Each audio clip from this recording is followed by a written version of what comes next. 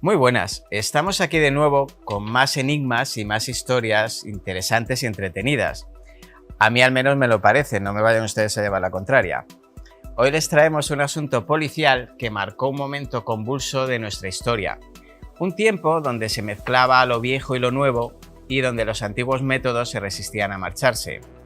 De hecho, es que nunca se marcharon, simplemente sus protagonistas se jubilaron. Lo van a entender enseguida. Luego también estarán aquí nuestros compañeros Miriam Mellado y Daniel Brun, así que sin más, empezamos otro Enigmas de la Historia.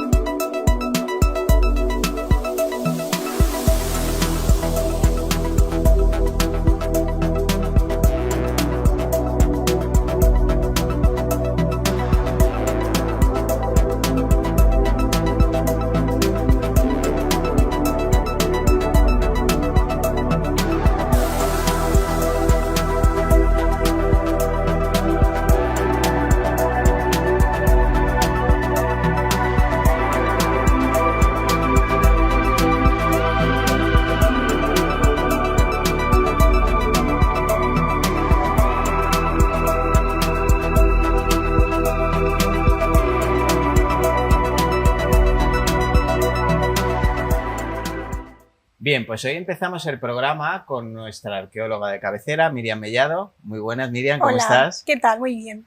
Pues encantado de recibirte aquí otra vez, que seguro que nos traes temazos súper interesantes. Bueno, pues eso intento, que el verano es un poquito más complicado para la arqueología, para las noticias, ¿no? Pero sí, te traigo 4 que yo creo que están interesantes. Pues empieza por el que tú quieras. Pues mira, voy a empezar por la noticia del mecanismo de Anticitera, que es una especie de artefacto, para la gente que no conozca lo que es el mecanismo Anticitera, es un artefacto que se encontró en la isla griega Anticitera y que, bueno, durante muchísimos años se ha creído que era una especie de computadora analógica, que era capaz de predecir eclipses, de controlar sistemas astronómicos y demás, pero gracias a los avances como el modelado 3D que tenemos hoy en día, se ha podido recrear virtualmente el mecanismo Anticitera. ¿Cómo se ha hecho esto? Se hace pues como una especie de escáner al objeto y después se reconstruyen las partes que se han deteriorado. ¿Qué pasada? Y han encontrado cositas curiosas del mecanismo, que siempre ha sido muy famoso también porque estaba hecho en bronce, que era un metal muy valorado en esa época, que era muy prestigioso. Y bueno, se han dado cuenta de que de sus 33 engranajes que tenía y sistemas así complejos con una polea y demás, se han dado cuenta de que tenía errores, ¿no? De que en la ruedecita de los engranajes, en los dientecitos, había dientes que estaban mal o que no estaban completos, que el sistema en sí, trabajando completo, no hubiera funcionado nunca. Entonces y esto ya han descartado a los extraterrestres, entonces ya, ¿no? Bueno, yo creo que eso no nos lo vamos a quitar nunca de encima, me parece. Es que es curioso porque yo, fíjate, sí había leído mucho sobre este tema y siempre sale, ya sabes, a colación los ovnis extraterrestres y toda la pesca, pero que fallaba el mecanismo nunca lo había entendido, fíjate. Tanto tiempo pensando la gente, los académicos, ¿no? Pensando que era un artilugio, bueno, excepcional, ¿no? Una tecnología avanzada. Sí, más avanzada que hoy día, yo he escuchado llegando a ser un protoordenador. Sí, sí, sí. Y finalmente se ha conseguido demostrar, gracias a estas técnicas, pues que no sería más allá que un modelo que seguramente sería una idea y que a lo mejor se hubiera podido llevar a cabo, pero pasaron muchos siglos, ¿eh? Desde el mecanismo Anticitera, sí, de siglo I a.C. hasta pues en la Edad Media prácticamente, que empezaron con los astrolabios y cositas de esas, digamos que no se ha creado un artilugio parecido. ¿Era algo de su tiempo o era realmente adelantado a su tiempo? A ver, yo creo que la idea, el concepto... O a lo que entendemos nosotros que había en su tiempo, porque tampoco vamos a conocer todo exactamente, claro. Claro, yo creo que lo que es el concepto de ese artilugio Es muy avanzado, es una persona que pensó mucho, le dio muchas vueltas a la cabeza. Pero no funcionó, o sea, era más un elemento mejor de prestigio. Hay algunas teorías incluso que dicen que podía haber sido hasta un juguete para enseñar a los niños cómo funcionaban las cosas, sobre todo, ¿no? los sistemas astronómicos, que ellos, los griegos y los romanos, sí controlaban estas cositas. Entonces esto, como me decías, rompe con toda la narrativa tradicional, ¿no?, sobre esto. Sí. A ver, para los que estamos muy a favor de estas cosas, es maravilloso saber por fin qué era este mecanismo, claro, y que no era producto de un genio que vino, ¿no?, del cielo, hizo esto y se fue, sino que pues que la gente pensaba, hacía las cosas, hacía sus artilugios para poder comprender las cosas.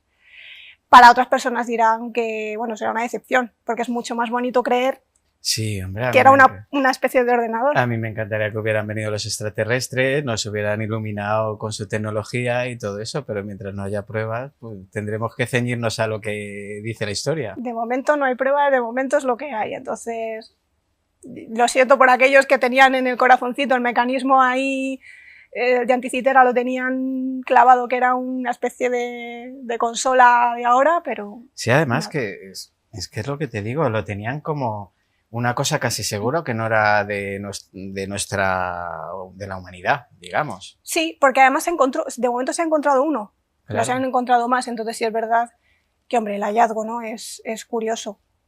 Porque... Hombre, un artefacto extraño, curioso, sí es. Sí, y a ver, es muy chulo, de hecho es muy prototipo de película de acción de Lara Croft, ¿no? Un poco. Sí, sí. Es ese tipo de artilugios que esperas que te hablan un tesoro, una caja mágica o algo, pero bueno, no quedó más allá de un modelo que intentaba, pues eso, explicar cómo se funcionaban los sistemas de los astros y demás, y poco más. Sí, que al final, ¿no?, lo que tú dices puede ser un adorno, un juguete para niños, mil cosas. Eso todavía no se sabe con certeza, pero entra dentro de la posibilidad. Lo que sí se sabe es que no se usó, no funcionó, porque tenía errores. Porque estaba defectuoso. Hombre, si apareciesen más objetos similares... Pero también es muy complicado. ¿De qué año decías que estábamos hablando? Siglo I a.C. Es complicado encontrar, porque además está hecho de bronce, que era un metal muy valioso para ellos. Claro, es que si lo encuentran años posteriores, funden y hacen mil cosas con ellos. Exacto. Es muy complicado, puede ser que haya más, pero es complicado que encuentren otros parecidos a... Bueno, así por lo menos sigue un poquito de misterio. Sí, eso sí, el misterio todavía le abraza, entonces... Bueno, ¿qué más cositas me traes? Pues mira, te traigo...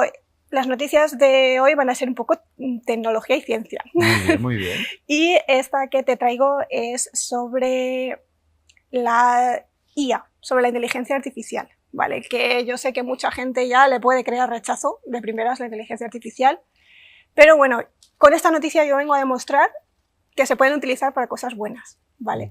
Y es que la noticia es que se han hallado en Herculano, esta ciudad que también quedó totalmente cubierta por la lava en la erupción del Vesubio, junto con Pompeya, pues se ha descubierto en la villa de los papiros un papiro al que se le ha sometido una serie de análisis para poder saber de quién era o qué había escrito dentro. Estamos hablando que es una villa donde se encontró una biblioteca que está paradójicamente perfectamente conservada por toda la capa que le cubre, ¿no?, de ceniza, pero a la vez deteriorada porque está carbonizada.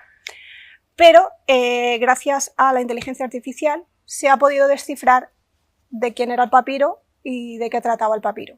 Entonces, lo que se ha hecho ha sido coger el papiro, se le ha hecho una serie de pruebas, ¿no?, para poder volver a recrearlo virtualmente, y a través de una serie de procesos con unos nombres rarísimos se ha podido desdoblar, ¿no?, abrir el papiro, y entonces lo que han hecho es aplicar la inteligencia artificial. ¿Y cómo funciona la inteligencia artificial con un papiro de Herculano? Claro. Pues es a través de unos entrenamientos muy estrictos de la inteligencia artificial, haciéndole leer papiros y textos similares, sí, que se han conservado, y se le ha ido entrenando a la inteligencia artificial, de tal manera que ella ha sido capaz de diferenciar entre la tinta escrita y el papiro. y se ha conseguido saber que era un papiro de Filodemo de Gádara, o Gádara, no sé cómo se dice, que era un discípulo de Epicuro. Y incluso se sabe el título del papiro, que se llama Sobre los vicios, que trata pues del amor, la pasión, el miedo, bueno, todas estas emociones que se llevan sintiendo desde hace mucho. Y pues, bueno, me parece muy interesante ver cómo la IA tiene todos estos problemas, todos estos riesgos que estamos viviendo, pero que tiene su lado bueno, su lado que yo creo que es el que hay que explotar, que es el de la ciencia, ¿no? El de poder llegar a estas cosas, a descifrar un papiro que está prácticamente carbonizado. Pues me parece maravilloso. De todas formas, es que lo que hablamos, la gente condenando a la IA somos nosotros, la IA es lo que le enseñes, no aprende sola. Exacto. No se forma sola, son los datos que nosotros le vamos aportando. Es justamente el caso de este papiro de Herculano. Tú entrenas a la IA muy estricta, con muchísimos papiros anteriores para que él sepa diferenciar, la IA sepa diferenciar la escritura que hay dentro del papiro. Esto da esperanza porque se va a poder descifrar todos los papiros que hay en esa biblioteca. Es que es una maravilla, porque es que incluso podemos acceder a lenguas que no conocemos, que no somos capaces de descifrar. Sí, a lo mejor ahí le puede costar un poco más, porque la IA siempre parte de modelos que ya existen. Pero sí, me parece que es un avance muy importante, porque bibliotecas, archivos o textos que se han perdido por inclemencias meteorológicas, climáticas o por el propio ser humano, sí, somos muy de eso. Se van a poder ir descifrando con esto. Entonces me parece que va a aportar al conocimiento, ¿no?, a la cultura humana mucho. Claro, es que además es una ayuda, no es un oráculo, como la gente se dirige a la inteligencia artificial como un oráculo. El otro día leí, es que flipé en colores, te lo juro, tío. Leí pues que un católico, un creyente, llamémoslo X, escribía cómo engañaría el demonio, como si solo hubiera uno. Bueno, en fin, es muy largo en la historia humana, como si solo tuviéramos un demonio en nuestros escritos. Cómo era el demonio para engañar al ser humano hoy día, ¿no? Para que pecara. Y me hacía gracia porque es lo que hemos leído 100 veces, o 1000 millones de veces, y la Iglesia te lo ha dicho 100 veces, y te lo ponía como un descubrimiento único porque lo ha dicho la IA. No lo ha dicho la IA, lo ha dicho gente que le ha metido información a la IA no piensa sola. Claro, la IA es un arma de doble filo, es verdad que la gente nos fiamos mucho de la IA, yo me meto también, yo la utilizo, no me avergüenzo de decirlo, utilizo la IA porque si la sabes usar como herramienta, es una herramienta muy buena. Te quita muchísimo trabajo. Sí. El problema es que tú piensas, el problema es cuando sustituyes tu inteligencia natural por la inteligencia artificial. Ahí es cuando está el problema. Si la inteligencia artificial es para ayudarte a ti, tu inteligencia natural, fenomenal. Cuando la sustituyes es cuando está el problema. ¿Ves? Eso sí que me preocupa. Que en un futuro ya no queramos aprender porque la IA le hemos enseñado todo lo anterior, ya no le enseñemos nada nuevo y simplemente estemos con lo que nos diga. Que seamos tontos de capirote, o sea, un poquito más que ahora, vamos. Yo creo que la inteligencia artificial siempre va a necesitar una inteligencia natural para controlarla. Además lo hemos visto mucho en películas, ¿no? Sí. Yo Robot y todo este tipo de películas que son que recrean estos escenarios en los que los robots o la inteligencia artificial se rebela contra el ser humano, ¿no? Y que hay gente incluso que le habla muy bien a la IA por si acaso pasan cosas de esas. Sí. O como Rajoy, ¿no? Que había que construir más máquinas para que hicieran más máquinas. Máquinas, sí. Claro. Al final se va a acabar necesitando una inteligencia natural porque lo que tiene el ser humano no lo tiene una máquina. No lo va a tener nunca. Hay mucha gente que tiene miedo de que su puesto de trabajo peligre. De hecho, en mi propia profesión, mucha gente dice, ya no vamos a necesitar excavar. Bueno. Bueno. Tendréis herramientas que lo hagan más cómodo, pero al final, como decía el papiro, se necesitan los vicios humanos. Se necesita más que ser una simple máquina y haber entrenado mucho, ¿no? con muchos algoritmos y con muchas cosas. Se necesita alguien que controle la inteligencia. Claro. La inteligencia sola, así, a su libre albedrío, como se diría, lo peligroso es un caos. Lo peligroso es que la controle. Ese es el problema. Ese es el principal problema, no la inteligencia artificial, sino quién controla eso y para qué. En este caso que hemos visto del papiro herculano, fenomenal, porque se ha utilizado para hacer algo bueno, que es descifrar un papiro, conocer al autor, conocer la obra, fenomenal. Eso me parece una cosa fantástica. Ahí es donde la IA sí tiene que meterse, pero está claro que la persona que lo sacó no fue la IA, no fue ChatGPT. No, pero eso tampoco. Bueno, y me traes joyas de metal alienígena. Sí. Ostras. Bueno, es que el título de por sí ya, sí, claro, sí, tienes que pinchar. Es que nos vienen de las estrellas y yo no me entero. Claro, es que a ver, yo entiendo que, claro, en el mundo de la prensa y en el mundo de, ¿no? Pues, del periodismo, los clips es lo que tienen. Hay que moverlo, yo lo entiendo, ¿no? Pero bueno, esta noticia hace alusión al tesoro de Villena, que se encontró en Alicante en los años 60. Es un tesoro muy grande. Para la gente que no lo conozca, había muchísimos objetos de oro, de bronce, cerámicas, ámbar, de todo, ¿vale? Pero hay dos objetos específicos que se han analizado que tienen hierro meteórico, o sea, hierro que procede de meteorito. Claro, esto desde el punto de vista de la ciencia es maravilloso porque se ha podido, a través de análisis metalográficos y de espectrometría de masas, que lo que hacen es penetrar, lanzar una carga eléctrica en el objeto y según se muevan las moléculas saben qué componente químico es. Eso es. Bueno, pues se sabe que el hierro natural, el hierro que nosotros conocemos y el hierro de meteórico, pues tienen diferentes composiciones, entonces se puede identificar muy bien. La pregunta que yo me hacía, y que también se hace en la noticia, es si las personas que utilizaron ese hierro sabían que era de un meteorito. No. A lo mejor saber que era de un meteorito específicamente no, porque no sabían lo que era un meteorito, claro. Pero sí que para ellos, o sea, sí hay constancia de que fuera algo sagrado, ¿no? Algo que venía del cielo. Entonces, para ellos sí que les confería como una especie de, a lo mejor, símbolo, ¿no? Un poco ritual, sí, algo y demás, más místico, porque era especial, ¿no? Pero claro, aquí vienen y van a venir las teorías como con las dagas de Tutankamón, que también está hecha con material que viene de un meteorito.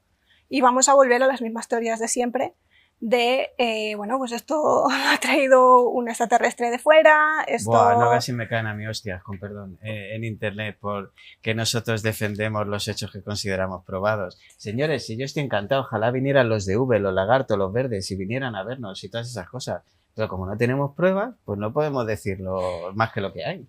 Claro, o sea, la gente piensa que la ciencia, ¿no? O arqueólogos y demás, les queremos como destrozar sus sueños. O sea, ¿a ti te encantaría encontrar un ovni que se estrelló hace 2000 años en el monte Sinaí? Claro, es que seguiría siendo historia de la humanidad. Entonces, sería, al igual que hemos encontrado neandertales, podríamos encontrar perfectamente alienígenas, pero no ha ocurrido de momento. Entonces, bueno, pues de momento les buscamos la explicación que tiene. Y a Roswell no nos dejan entrar todavía. ¿El qué? A lo del ovni de Roswell ese del área 50 y... No, del área 51. Del área 51 no nos dejan entrar todavía. Vamos a ir a hacer un programa allí a Nevada. Estaría bien. A ver, hay cosas que no nos cuentan. Sí, eso hombre, es verdad. obviamente.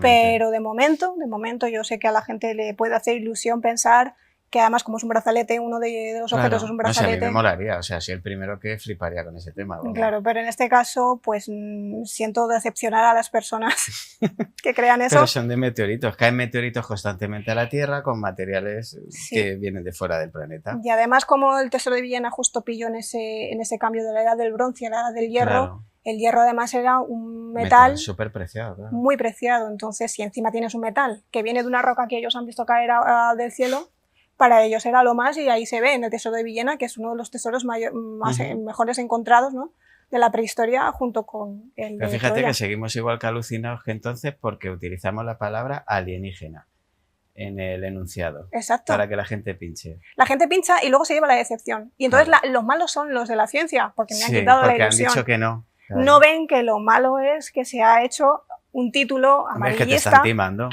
Y en vez de decir, se ha encontrado hierro meteórico en el tesoro de Villena. Luego ya que cada uno piense lo que quiera pensar. Exacto, no, es hierro alienígena en el tesoro de Villena, en España. Bueno, es que encima nos hinchamos, ahí sí nos hinchamos el pecho, claro. Con otras cosas no, pero ahí nos hinchamos el pecho. Es una maravilla. En fin, bueno. ¿Existen los extraterrestres? ¿Quién lo sabe?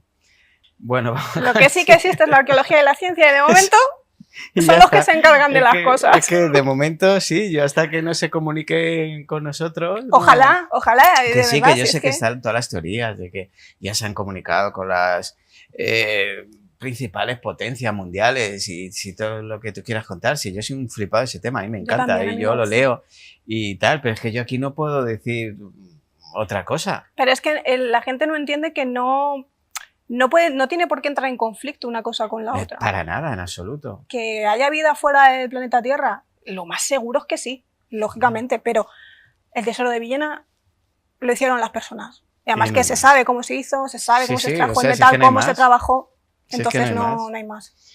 Bueno, vamos a lo siguiente. Lo siguiente me cabrea a mí un poquillo. Bueno, lo siguiente, Un poquillo bastante. así como estas 3 noticias que te he traído ahora, que parece como que te reconcilian un poquito, ¿no? Con la humanidad, con la ciencia, ves, como se han podido averiguar cositas muy interesantes Con que la avanzan. siguiente ya es cuando piensas que donde no hay vida inteligente es aquí. Exacto. Aquí es cuando ya dices, bueno, pues todo lo bonito que acabamos de vivir se va. Y la noticia es que en la noche de San Juan, creo que fue, si no me equivoco, han vandalizado el abrigo de San Roque, que es de Segovia, donde se encontró la huella de Neandertal que hablamos hablando en hace el otro poco, programa. Además. Claro, a ver, aquí entran muchas cosas en juego. Lo normal que a lo mejor puede esperar la gente que yo diga es, jolín, porque además aparece en la noticia esta palabra. Qué energúmenos la gente, Sí. ¿no? Porque han vandalizado el yacimiento, bueno, han quitado las vallas que había de seguridad, las lonas, han dejado cerveza, basura, bueno, un desastre. ¿Eso no está protegido? Claro, es ahí donde voy. A lo mejor la gente se piensa que, jolín, la gente tiene que tener más conocimiento. Mira, yo ya he llegado a un punto en la vida que me he dado cuenta de que el ser humano es lo que es. Sí. Y concienciar a la gente es muy difícil. Como es muy difícil concienciar a la gente, hay que proteger las cosas. Sí. Entonces, para mí, yo creo que el culpable de esto ya no es la gente que ha entrado, sino cómo no se ha protegido eso como se tenía que proteger. Y de hecho, los propios investigadores de la Universidad Complutense de Madrid que están excavando el sitio, que se llevan las manos a la cabeza porque el único elemento disuasorio que tenían eran 2 vallas de estas de obras, estas que son rectangulares, las típicas que quita hasta un niño, y poco más, ¿no? Yo es que alucino con lo que me cuentas, en serio, me indigna muchísimo. Es indignante, pero es indignante que la gente se comporte así de incívica, está claro, pero repito... Luego que no sepamos nosotros preservar nuestro patrimonio. Me parece que a quien le competa esto, ¿no? A las autoridades o al gobierno que le competa eso, no sé muy bien quién lo lleva, realmente es el responsable de esto, ¿vale? Para que la gente entienda, cuando tú entras en un yacimiento, solo con pisarlo tú ya lo estás alterando. Sí, imagínate si lo vandalizas a ese extremo. Sí, bueno, según me has puesto, pues eso, se encontró el yacimiento lleno de basura, latas, bricks, etcétera, etcétera. Sí. ¿Qué pasa? Que los estratos, los niveles en el suelo, sí, donde se vayan encontrando las cosas, ya se han contaminado. Claro. Entonces, claro, ahí es donde yo digo, tampoco podemos hacer milagros los arqueólogos, no podemos pretender sacar, bueno, vida y seña de los neandertales que habitaron ese abrigo si ahora mismo está completamente contaminado. Con toda la mierda, con perdón, de los neandertales que fueron la noche de San Juan, ya hay bastante. Más quisieran sí, llegar también, a neandertales, la también, verdad. Sí, por lo menos. Y la cosa es que yo soy de las que pienso que esto es porque se castiga poco. Es a lo mejor un poco fuerte decirlo así. No. Pero tú no vas a ir a vandalizar un concesionario de Ferrari. No. Porque sabes lo que cuesta un Ferrari, claro. Sabes la que te puede caer encima si tú vandalizas un concesionario de Ferrari. Claro. Si se impusieran penalizaciones de ese estilo, ¿vale? Entras en un yacimiento ya solo por entrar sin permiso, no sé, 10.000 euros, por ejemplo. O sea, la gente, aunque tú no tengas esa sensibilidad de decir, uy, es mi patrimonio, es mi historia, es mi cultura, mis orígenes, como eso no lo tiene mucha gente, claro. Por lo menos decir, vale, este sitio tiene que ser importante porque si yo entro, me va a caer la del pulpo, ¿no? Crujir, claro. Yo creo que se tendría que castigar más y soy de las que digo que debería existir una policía del patrimonio. Más allá de Seprona, porque tampoco la dan para más. Entonces yo creo que debería existir una policía del patrimonio y unas penalizaciones un poquito más fuertes para estas cosas. La gente se lo pensaría un poco. ¿Ves que te estás cargando historia?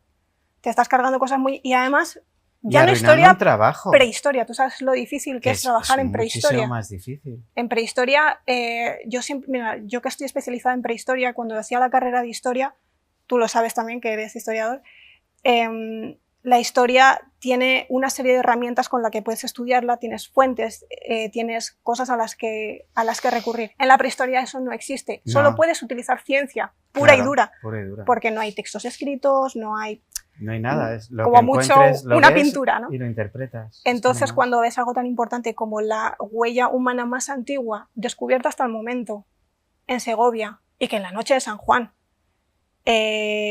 todo el trabajo de una campaña que tiene que ser, bueno, yo me imagino ser el responsable del yacimiento y yo que me echaría hasta a llorar. Ver cómo la gente lo ha destruido. Claro, ahora la campaña, ¿en qué consiste? En limpiar lo que la gente ha dejado ahí. Sí, pero ya está todo contaminado. Claro. Entonces, yo muchas veces a la gente le intento hacer ver y decir, no sé en qué trabajas o no sé a qué te dedicas, pero imagínate que llega alguien, o llego yo, ¿no? O llegamos y le tiramos basura a tu trabajo. Claro. O como con los arqueólogos aficionados. Sí. Pues me pongo yo a, no sé, a controlar aviones de manera aficionada, por ejemplo. Sí, sí. Entonces, creo que hay muy poco respeto a la arqueología del patrimonio en este país por parte de nosotros, no por parte de otros países. Bueno, a todo lo que contenga cultura en general, yo creo. Sí, porque todas las ramas, sobre todo las humanidades, que están muy castigadas, pero eso tiene un poquito de culpa también, un poco esa idea, ¿no? de la persona que lee es un empollón, la persona que estudia es un pringao, tal. Esa construcción social que se ha ido haciendo a lo largo de los años, que es absurda. Ridícula totalmente. Ha hecho de las humanidades que son tan necesarias, y lo puedo decir porque estoy en los dos mundos, he estado en los dos mundos, en las humanidades y en las ciencias. Y las ciencias son increíblemente, o sea, son súper importantes, sin ellas no avanzamos, pero es que sin las humanidades tampoco. Y eso la gente no lo entiende. Ay, bueno. Pues te voy a despedir con esta tristeza. Sí. Una por el vandalismo y la otra porque te vayas. Bueno. Pero bueno, muchísimas gracias, Miriam, una semana más. Gracias a ti, como muy prontito. Muchísimas gracias.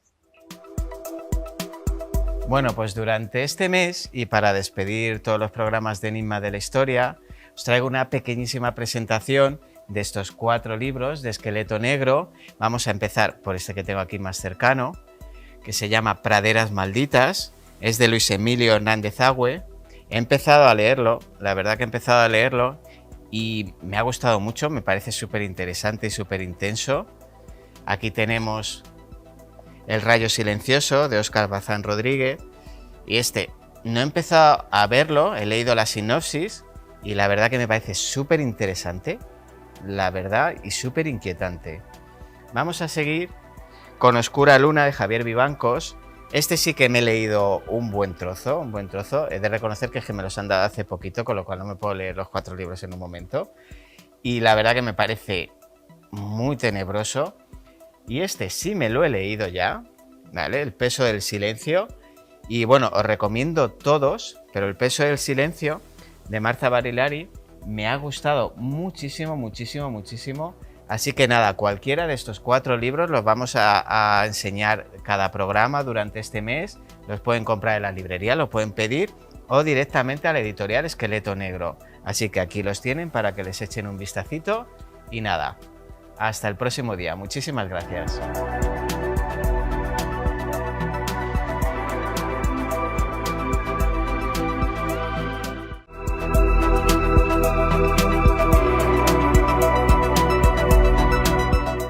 Bien, pues como les decía al empezar, hoy les traemos un caso policial que pasó en los años de la transición, una época pues idealizada por algunos, pero muy complicada para muchos otros.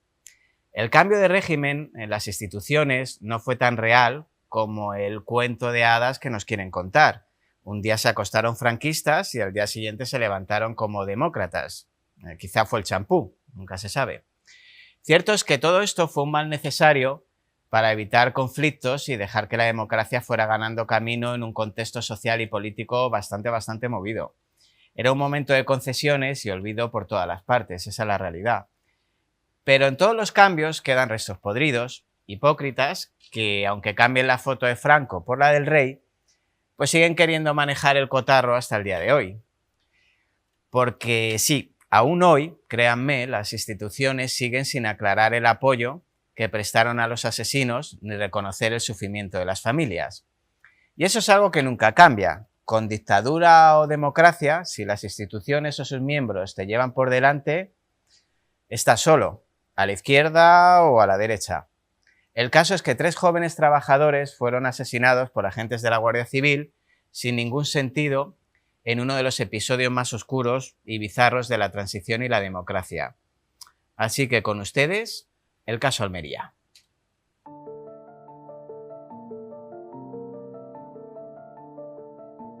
El 7 de mayo de 1981, en la calle Conde de Peñalver, Madrid, 2 etarras en una moto se situaron junto al vehículo oficial del teniente general Joaquín de Valenzuela, jefe del cuarto militar de la Casa del Rey.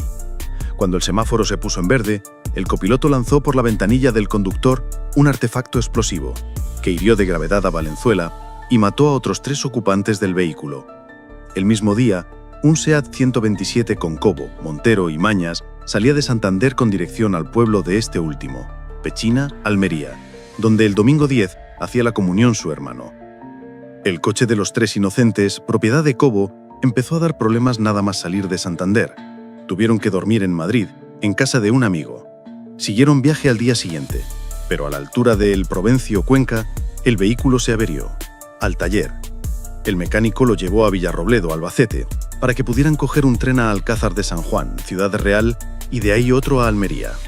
Pero tuvieron que cambiar de plan y decidieron alquilar otro vehículo. Para ello, un taxista les condujo hasta Manzanares, Ciudad Real, donde alquilaron un Ford Fiesta, con el que llegaron a Pechina en la madrugada del sábado 9 de mayo. Las fotos de 2 supuestos etarras se publicaron. Un tipo que había visto a los 3 jóvenes en Alcázar de San Juan las vio. Encontró parecidos. Los viajeros no le habían dado buena espina, parecían llevar prisa. Así se lo transmitió a un grupo de taxistas y a un transeúnte que decidió hacer una denuncia ante la Guardia Civil. El individuo que había hecho el descubrimiento fue a la policía. Eran las 14 horas. A partir de ahí, la fatalidad. La identificación es dada por buena en una comunicación interna de la Guardia Civil precipitada y con datos no contrastados. Los agentes creen descubrir que Cobo se encuentra en Santoña, Cantabria, con un amigo y que ha perdido el DNI, lo que arma la teoría de que los etarras viajan con su documentación. A los 22:40, el amigo de Santoña, implicado allá en la búsqueda, recibe una llamada policial. No sigas buscando a tu amigo Luis, porque ya han detenido a 3 sospechosos en Almería, que son los mismos que robaron la documentación de tu amigo. Si llama Luis, me lo comunicáis. Pero Luis no podría llamar. A las 20:30, miembros de la Guardia Civil localizan el Ford Fiesta en Roquetas de Mar, Almería, donde los jóvenes estaban haciendo unas compras. Media hora después, son detenidos con la reacción lógica: incomprensión, espanto. La reacción de un inocente, en suma. Trataron de explicarse, en vano. No opusieron resistencia, iban desarmados y no tenían armas ni explosivos. Dio igual. A las 6 de 10 de mayo, los cadáveres de Cobo, Mañas y Montero aparecen carbonizados dentro del Ford Fiesta en la cuneta de una carretera comarcal de Jergal, Almería. Presentan múltiples impactos de bala y les faltan partes de los brazos y las piernas. El lunes 11, 3 guardias civiles de Paisano comunican a la familia de Mañas su fallecimiento y le entregan el cadáver en un ataúd precintado con la prohibición expresa de que abriesen el féretro. Bien, pues estos son los primeros hechos. Imagino que les dará que pensar, que buscarán ustedes una explicación lógica a lo que pudo pasar. Pues bien, esto es seguramente lo que pasó. Les dejo la versión no oficial, pero seguramente la más real. No dejen de mirarla. El informe de la Guardia Civil del mismo día 10, ampliado y facilitado por Interior a la Agencia F. Base de la versión oficial hasta nuestros días. ¿Qué decía ese informe? Que se habían descubierto 2 pistolas bajo los asientos del coche, que el Estado Mayor de la Dirección General de la Guardia Civil ordenó por vía telefónica, sin dejar constancia escrita, que los detenidos fueran trasladados a Madrid, que el teniente coronel Carlos Tastillo Quero organizó un convoy con los 3 detenidos y 11 guardias civiles, que en uno de los coches, el Ford Fiesta, iban los detenidos, que a pesar de ir esposados, se abalanzaron sobre sus custodios, lo que produjo un forcejeo por el que el vehículo quedó sin control, que los ocupantes de uno de los coches de escolta hicieron fuego contra las ruedas del Ford Fiesta, que se salió de la carretera cayendo por un terraplén e incendiándose, resultando muertos los 3 detenidos y heridos 2 guardias civiles. Fin de la versión oficial, que no se pondría en cuestión porque se articulaba sobre la supuesta orden dada por la Dirección General de la Guardia Civil, escribe Muñoz, y añade: sospechar de esta versión suponía aceptar que la jefatura del Instituto Armado había participado en el encubrimiento. La gravedad real del crimen se rebaja desde el arranque de la investigación judicial. El instructor de la Audiencia de Almería tomó declaración a 10 de los 11 guardias civiles. Castillo Quero se puso de repente enfermo, pero solo dirigió acciones contra 3. 8 integrantes del convoy quedaron exentos. Los 3 juzgados sí fueron condenados por homicidio, en sentencia de julio de 1982. A Castillo Quero, que durante el juicio había sostenido contra toda evidencia que los muertos eran terroristas y que volvería a hacer lo mismo, le cayeron 24 años. Muñoz hace un alto para buscar los porqués de la actuación de Castillo Quero, un hombre acostumbrado a la impunidad, un recomendado por la zarzuela, que había salido impune tras matar a 2 hombres en 1979, si bien estos sí habían cometido el asalto a una gasolinera. Este suceso fue una clara manifestación del carácter violento de Castillo Quero y de algunos de los hombres bajo su mando.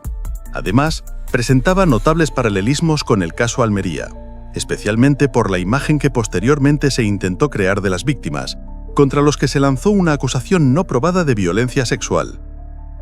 Castillo Quero, descrito por un teniente coronel como un imbécil poseído que presumía de una supuesta amistad con el rey, pudo actuar por deseo de vengar el atentado contra Joaquín de Valenzuela, la vez que agradar y agradecer, analiza Muñoz en su artículo. Los otros 2 condenados fueron el teniente ayudante Manuel Gómez Tornes, a 15 años, y el agente Fernández Llamas, a 12. Los reos debían pagar una indemnización de 4 millones de pesetas a cada una de las familias. El tribunal no apreció el agravante de conducta alevosa y traicionera y aceptó las atenuantes de cumplimiento del deber, en el caso de Castillo Quero, y dio obediencia debida en los otros 2. Los condenados recurrieron, sin éxito. Sentencia firme. Caso cerrado. Pero este relato ofrece una fotografía incompleta. Lo siguiente es un extracto de la carta dirigida por un agente, testigo del trato recibido por los arrestados, a la familia de Mañas en 1984. Fueron sometidos a interrogatorio. Acto seguido ordenó Castillo Quero que tenían que ser sometidos a garrote, y pidió voluntarios. Al principio le dieron una gran paliza, especialmente por el guardia, perdiendo el conocimiento. Entonces lo mataron con un tiro de pistola cada uno que recibieron por separado. Posteriormente, los envolvieron en mantas viejas, penetrándolos en el Ford Fiesta, en el asiento trasero, ordenando Castillo Quero que fueran volcados en el sitio que no les viera nadie y que se les pegara fuego para que no conocieran los maltratos. Antes de pegar fuego con la metralleta de los compañeros, el guardia C gastó 2 cargadores de 30 cartuchos cada uno sobre los cadáveres, en combinación con el depósito de la gasolina del Ford, acto seguido con el mechero que pegó fuego a la gasolina que se derramaba del depósito, añadiendo la que tenía en la lata aparte. Otro testimonio, de un teniente coronel de la Guardia Civil. Fue tal la tortura, la paliza, la cafrada que se les quedaron en las manos. Cuando se dieron cuenta los habían matado. Tuvieron que despedazar a aquellas criaturas para meterlos dentro del coche. Después se llevaron el coche, los despeñaron, le metieron fuego y se pusieron a pegar tiros. Pero nada de esto quedó convertido en verdad oficial, por supuesto. El encubrimiento empieza con la Dirección General de la Guardia Civil y continúa con el gobierno de la UCD, que considera los acontecimientos un trágico error. El titular de Interior no estaba dispuesto a hacer mención a ninguna cuestión que pudiera implicar a los superiores de Castillo Quero. Los superiores de Castillo Quero contribuyeron al encubrimiento, y la situación de inestabilidad como consecuencia del 23F llevó al gobierno de Calvo Sotelo a limitar las responsabilidades y a proteger a los guardias civiles que fueron condenados. Dinámica que continuaron los diferentes ejecutivos que se sucedieron desde 1982 hasta nuestros días, porque ninguno, ha estado dispuesto a reconocer que 3 inocentes fueron torturados y asesinados por agentes de la Guardia Civil, y este suceso fue encubierto por sus mandos del Instituto Armado primero y por diferentes gobiernos después. La protección continuó cuando el PSOE llegó al poder. Si bien el ministro de Defensa Narcís Serra terminó expulsando a los condenados de la Guardia Civil, a cambio, recibieron dinero procedente de los fondos reservados para mantenerlos callados. Bien, pues todo esto que han visto y escuchado no es una cosa mía, lo cuenta el historiador Roberto Muñoz Bolaños, que es un gran investigador y especializado en la transición. En una de sus entrevistas nos cuenta que el caso Almería no tiene comparación con ningún otro, pese a la abundante violencia del arranque democrático. Según sus propias palabras, ha habido presuntos etarras torturados hasta la muerte, uno fue encontrado en un río, esposado, pero aquí ni siquiera eran de ETA, de hecho se veía a la legua que no eran terroristas y había uno de Almería con acento cerrado. Los 3 se quedaron sorprendidos cuando se les detuvo, no había armas, no quisieron huir, nada de nada. Sin embargo, fueron perseguidos, arrestados, torturados, desmembrados, asesinados y quemados con total sangre fría o caliente, según estuvieran de animados los acusados. Los jóvenes no han sido nunca considerados víctimas del terrorismo. En una carta a una de las familias, la Guardia Civil se solidarizaba con los parientes y amigos de los 3 jóvenes, pero seguía considerando que fue una acción limitada a algunos guardias civiles y no a la Guardia Civil como cuerpo, obviamente, solo faltaría. Además, al considerar válida la sentencia, daba por buena la versión oficial de los hechos. Pero, ¿qué pasa con la memoria de los muertos? ¿Qué pasó con las familias que están en una situación terrible todavía a día de hoy? Pues nadie les ha dado explicaciones, aunque no creo que ya sinceramente las explicaciones les sirvan de mucho. Pues eso, con todo lo que les hemos contado, pues también se hizo la transición. Y por cierto, ahora que me acuerdo, hay una maravillosa película, El caso Almería, es del año 84, está dirigida por Pedro Costa, que representa súper bien este caso. Y como les digo, siempre cuando una peli es buena, si tienen posibilidad de verla, no se la pierdan. Pues para terminar este programa tan patrio que nos ha quedado, está nuestro españolísimo Daniel Brun. ¡Olé! ¡Olé! Bienvenido, y nos traes en Los Crímenes de la Historia un caso que tuvo mucha amiga en su momento. Sí, vamos a hablar de un caso de aquí de España y más concretamente nos vamos a trasladar a Madrid. Nos vamos a trasladar a la capital y vamos a hablar, pues vamos, una zona que madrileño no conoce, la calle Fuencarral. La calle Fuencarral. Pues ahí es donde nos vamos a desplazar a un crimen en pleno centro y un crimen bastante importante que ya no solamente es por el misterio de los hechos, el misterio del caso, sino que también cambió la sociedad por completo. Pues sí, pues ya sabes, todo tuyo. Pues estamos hablando de finales del siglo XIX, estamos hablando de 1888, estamos hablando de un Madrid en el que se estaba completamente urbanizando, estábamos hablando ya del modernismo, estábamos hablando de la diferencia de clases, se estaba quitando un poco, se estaba puliendo, pero todavía quedaban ahí ciertas escamillas. Nos trasladamos allí a 1888, a esa calle, a esa famosa calle Fuencarral, vamos a trasladarnos, vamos a ver esas calles con esos farolillos de gas, vamos a intentar trasladarnos ahí, sabemos que ahí también había buenas viviendas y aquí pues tenemos a la víctima que es Luciana Borcino, la cual es encontrada en la madrugada del 2 de julio de este mismo año. Es encontrada muerta en unas circunstancias bastante extrañas. La encontramos con 3 puñaladas, una de ellas en el corazón, la cual luego las autopsias nos revelan que esa punzada en el corazón la mató directamente, pero bueno, extrañamente la vemos en un escenario bastante extraño, la vemos tumbada en la cama, la vemos cubierta de aceite y pues prendida a fuego. Sí, porque esto, pues yo le digo al público que se imagine un 2 de julio en Madrid, un calor como el de todos los años, que no es novedad, no se llamaban olas de calor, se llamaba vida normal, y pues que empieza a salir fuego de una vivienda. Ujú. Entonces, pues los gritos, el cotilleo, los vecinos, esa España era muy cotilla, si la de ahora es El cotilla. olor, que había un olor bastante... El olor, la otra era superlativa, pues hasta que derriban la puerta, entran los vecinos, en principio piensan que ha muerto quemada y, Sí, y todos preguntan por la criada, que ahora contarás tú. Y bueno, pues ahí aparece la señora en aceite, en petróleo, como tú dices, envuelta, lo cual ya es bastante sospechoso, cubierta con unos trapos mojados y las 3 puñaladas. ¿Y dónde estaba la criada? Y vamos a decir que la criada estaba tumbada, dormida. Dormida. El perro, también Sí. el perro de la familia, que era un bulldog, Ujú. estaba también narcotizado.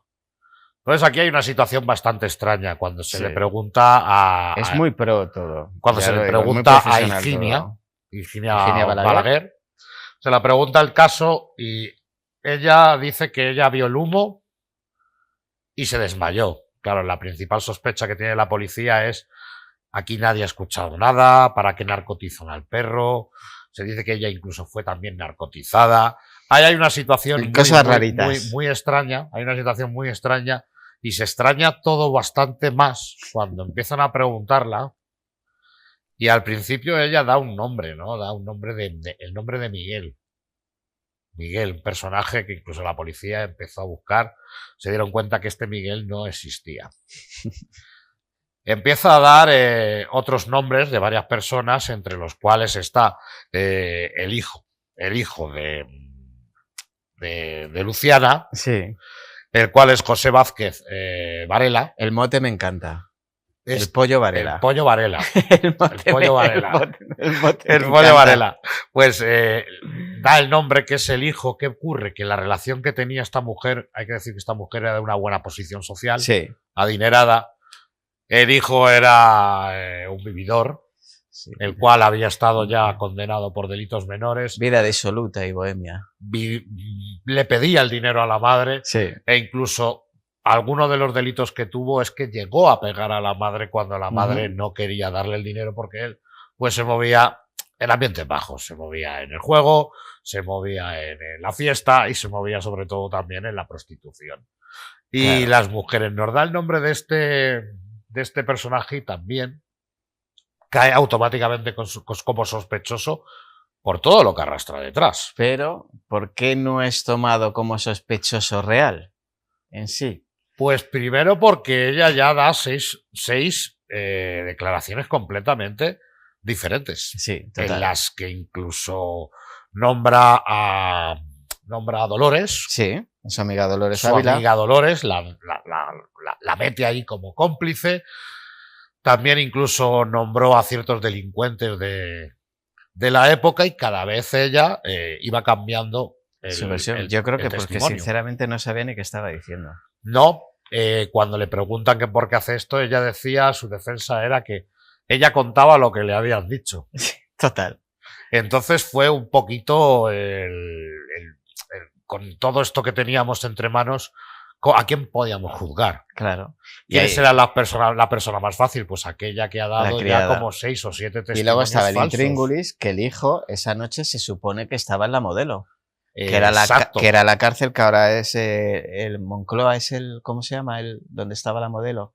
Hay como algo del ejército o algo así. No recuerdo bien. Donde estaba la Modelo, ahí en Moncloa. El Ministerio del Aire. Algo así, me suena que sí. Pues esa era la cárcel Modelo de Madrid, para los que vengan de turistas, pues que sepan que ahí Que ahí fue una estuvo la cárcel muy popular, muy Exactamente. popular. Y se supone que el pollo Varela estaba en la cárcel, que estaba en el talego metido. Pero aquí vamos a complicarlo un poquito más. Vamos a darle chicha. Vamos a complicarlo porque aquí es donde ya vienen las conspiraciones que tanto Que tanto nos nos gustan, molan. que tanto nos gustan a ti y a mí. La cárcel de la Modelo, hay que decir que el director de la prisión es un nombre que nos suena bastante, Sí, unos sí, apellidos sí. que nos suenan bastante dentro de la historia española. Y es que estamos hablando de José Villán Astray, Astray, abuelo del... del glorioso mutilado. Exactamente. Y fundador de la Legión. Para Exactamente. que lo sepa la gente. Hay que decir que digamos que este José Villán Astray, se habla de que tenía manga ancha con el señor, con el Pollo Varela, ¿vale? Sí. Es que mola, no me digas que no mola, el Pollo Varela. Mola. Sí, mola. Además, para un local, Sí. el Pollo Varela, yo creo que ahí dejo la idea. Digamos que tenía un trato de favor en el que salía y entraba, cuando quería. Por favores económicos, vamos. Vamos a ir a otra cosa extraña, que vamos a decir que Astray fue el que metió a Higinia a servir sí, exactamente, en la casa. Que existía esa conexión. Exactamente, que incluso se rumoreaba que habían llegado a ser amantes, habían llegado a ser amantes, y ahí como un trato de favor la mete ahí a trabajar en el...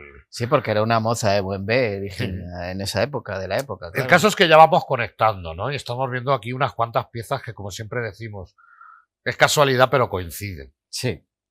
Es casualidad pero coinciden. Pero ¿cómo impacta esto en la sociedad española? Un caso tan jugoso, un caso tan llamativo. En pleno Madrid, en plena capital. Es que es buenísimo, es que lo tiene todo. Además que tenemos que hacer la competencia un poco allá que el Destripador, ¿no? Sí, Entonces, exactamente. No, si la crónica negra española da para mucho. Se jugó con eso y fue realmente algo que le encantó al pueblo español, que se dividió en dos facciones automáticamente. Los periódicos no había día que no hablaran del caso, que no dieran su propia opinión, porque esto era una opinión que muchos decían que había sido el hijo y otros decían que había sido la sirvienta. Que había sido Higinia. Ibas a los cafés de Madrid y veías en los cafés de Madrid ese debate, ese eterno debate. Había mucha gente de pública. Cultura, o sea, no hablamos solo de las calles y del cotillo del barrio, sino en las tertulias literarias de los cafés. Exacto, y vas allá, además aquí las tertulias literarias, aquí gente como Pérez Galdós le dio mucha importancia a este caso. Pérez Galdós, que escribía ahí, si no me equivoco, para el diario Buenos Aires, hacía una crónica, además una crónica literaria que da para una colección. Pues como solo la sabía hacer Benito Pérez Galdós. Exactamente, y eso ni menos. Era un amarillismo, alimentó. Todo el mundo se especulaba, todos los días había una nueva noticia que daba una pista nueva, pero es verdad que la justicia fue un caso que quiso aclarar bastante rápido. Sí, quizá demasiado. Sí. Hay que decir que fueron 38 días en los que se instruye el sumario. Y hay que decir que ya estamos con el juicio el 26 de marzo de 1889. O sea, esto es preludio al juicio rápido. Sí, entonces es verdad que se intentó tapar un poquito las cosas. El caso es que, bueno, estaba llamando tanto la atención, la prensa se estaba lucrando también tanto, estaba creando ciertas discusiones que era una cosa que se quería cerrar dentro del juicio, e incluso en el juicio la gente pagaba por ir a verlo y poder verlo, y era pues como una conmoción, como un es que es lo que tú has dicho, ¿no? Era como la historia ya que el Destripador. O sea, que la gente se imagine que todos los programas de televisión hablan de eso, toda la prensa habla de eso, la gente en la calle solo hablaba de eso. La polarización era absoluta en el juicio. Total. Porque digamos que la fiscal la presentaba como alguien sin sentimientos, alguien completamente fría, capaz de mentir, mientras que la defensa la decía que era una pobre mujer, que había entrado a servir, que había sido manipulada, que incluso había sido drogada, o sea que no había un término. Y luego también estaba la polarización de la riqueza y la pobreza. Porque hablamos de la pobre Higinia, pero de los influyentes, el Pollo y Millán Astray, que era gente con poder y era gente influyente, con lo cual... O sea, es que lo tenía todo. Eso hacía que la gente lo tenía todo. Tirara más para un lado, tirara y se viera ahí, pues lo que hablábamos al principio, ¿no? Se estaba haciendo una pequeña, las clases se estaban igualando, pues esto nos demostraba... Era un Madrid-Barça eso, total. Claro, se estaba demostrando que aquí no había tal igualdad, y era un poco también a lo que se agarraban los higienistas y los valeristas, como que llegaron a ponerse ya ese nombre. El caso es que, bueno, el jurado no tuvo tampoco mucha duda, una persona que ha cambiado tantas veces el testimonio. Pues al final lo que ocurrió fue lo de siempre. La pobre Higinia Balaguer, culpable, condenada a muerte por asesinato y robo. A Dolores Ávila, la amiga y supuesta cómplice. Porque al parecer, no se sabe cómo ni por qué, en un registro bastante extraño aparecieron joyas de la fallecida dentro de los fogones de Dolores Ávila. Pero claro, ese registro, vamos a pensar que no eran registros como los que son ahora. No sé, en una cocina, en los fogones que usas a diario como criada, que era Dolores Ávila, esconder unas joyas. Sí, es de otro de los misterios. Condenada a 18 años de cárcel. Y yo creo que en cierto modo esos 18 años silenciada. Silenciada. No dijo nada e incluso luego veremos el caso, ¿no? Luego veremos cómo sigue el caso. José Varela y Millán Astray, pues absueltos por falta de pruebas directas, pese a que se sabía muy bien el trapicheo que tenía. A ver, el trapicheo ese estaba completamente demostrado porque no era el único. Y que Millán Astray cobraba por ello y que era una costumbre. Justo. Era una costumbre para delitos pequeños, digamos. No vamos a decir que soltaban asesinos todos los fines de semana, pero para delitos pequeños con gente de nivel sí era una práctica bastante habitual en aquella época. Tampoco es un escándalo. No. Y caso único, bueno, tiene también otra cosilla que es el caso único, que es la ejecución, que es la última ejecución de Garrote Vil a ojos del público. Sí. A ojos del público. Se hacen las afueras de Madrid. Se hacen las afueras de Madrid el 19 de julio de 1890. Higinia Balaguer es colocada la suben arriba, la ponen en el garrote. Y decía Emilia Pardo Bazán, que Emilia Pardo Bazán también, otra literata que escribió sobre ello, decía que era una imagen una imagen casi poética, ¿no? Que subió sin miedo, subió con los labios pintados y con una flor en el pelo, decía. Y decía que era una imagen como muy, muy, muy poética. Entonces, pues nada, ya se sabe, 20.000 personas reunidas. Es una barbaridad. Para ver la ejecución de una mujer. Empezaron a girar el garrote en silencio.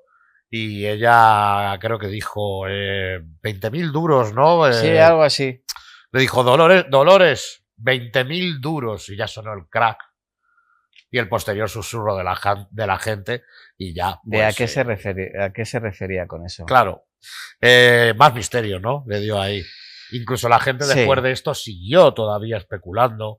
No se quedó la gente contenta. Los periódicos seguían vendiendo. Y todo lo que trajo hizo que pues eso, uno de los primeros cambios es las ejecuciones públicas, quitarlas, porque creen que se había convertido en un amarillismo, en un espectáculo absoluto. De hecho, serían 60, casi 70 años más hasta lo de Pilar Prades, que fue la última. Que fue la última, exactamente. Qué se convirtió en un auténtico espectáculo y... No, era un show. Y se llegó a cambiar eso, se llegó a cambiar también. Porque la gente no estaba en silencio, o sea... No. Insultos y vítores y, o sea, pues como un Madrid-Barça, igual, solo que la partió el cuello, el tornillo. Claro, era un espectáculo. Es visto una muerte como un espectáculo. Como un circo romano. Era como cuando lo llevaban a la guillotina. Sí. Tal cual. Exactamente lo mismo fue el ejemplo que puso el Estado y por lo que... Pero 100 años después, es que hablamos 100 años después de la guillotina. Y es por lo que se decidió que a partir de ahí solo se haría en centros La brutalidad es en privado, no en público. Sí, exactamente. Vamos a hacerla que no llegue tanto al público y que la opinión del público no esté tan presente, que no haga que se cambien muchas veces las opiniones Y sobre todo se cambió la prensa. La prensa se hizo menos amarillista. La prensa intentó hacerse menos amarillista. Es que hubo mucha investigación en este caso. Que se metieran mucho menos en el tema de la investigación, que no desvelaran tantas cosas al público. Y eso cambió, pero bueno, cambió que luego lo vimos cómo se transformó poco a poco otra vez. Bueno, volvió el tema con el caso de la mano cortada que hablamos en otras ocasiones, que volvió a cambiar un poco la prensa y la presencia del caso. Al final... Porque eran casos jugosos. Hombre, es que al final al público le gusta el true crime. Sí. De todos los tiempos. Yo soy súper fan. Claro, ¿no? Y ahí les pasaba. ¿Por qué vendía el caso? Claro. Tenemos que meternos ahí. Era un periódico el caso. Y era un periódico que vendía y estuvo tantos años porque vendía. Luego intentaron reflotarlo, ¿no? En los 90 Sí, se intentó, final, se o al intentó, 2000 pero y ya tal, no. Pero ya no. ¿Para quién quería eso ya teniendo al Pepe Navarro en Telecinco? En el Mississippi y en el Pelícano. Porque que te lo claro, contaba además se todo. intentó reflotar en una época que teníamos también casos muy jugosos, Sí, muy de actualidad. o sea, Alcácer, etcétera, Alcácer, etcétera. Macastre. Sí, Acababa de pasar lo de Puerto Urraco años antes. Sí. O sea, teníamos el bastantes. Bar España. Vale, algún día lo tenemos que traer. Sí, lo tenemos que traer. Macastre, Bar España y Vaya Alcácer. movida la del Bar Sí. España. Habrá que traerlo. Habrá que traerlo. Habrá que traerlo porque es jugoso. Pero era una época en la que también se hablaba mucho de esos casos. En la televisión ya Sí. había programas dedicados. Y que luego vino Internet. Y luego, bueno, ya con Internet ya olvídate. Ya olvídate, ya la prensa escrita. Bueno, ¿tú qué teoría tienes de todo esto? ¿O qué creencia? Yo la teoría es muy fácil. Realmente los tres eran culpables, pero ella estaba en peor posición que ellos y ella fue muñeco de paja.